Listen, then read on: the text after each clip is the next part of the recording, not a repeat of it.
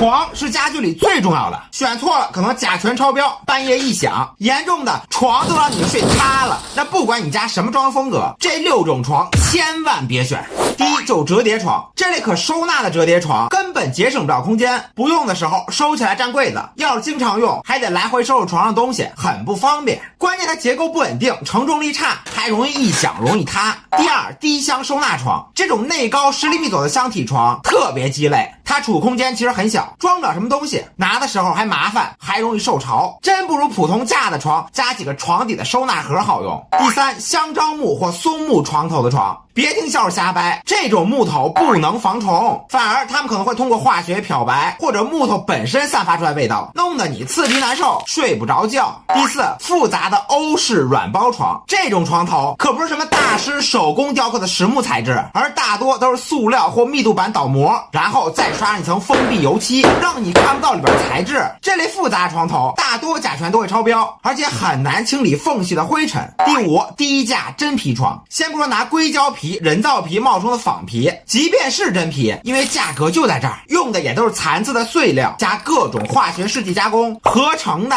那家里其他地方用也就算了，但如果床头用，它不光不透气不耐磨，甚至会刺激你的皮肤。第六，铁架床，那些极致追求零甲醛的买完都后悔，铁架床很容易生锈掉漆，螺丝用几个月就会松动，平时躺下一动就响，晚上更是屏住呼吸，小心翼翼，每天睡个觉跟偷情似的。所以那床具体怎么选，看下一条。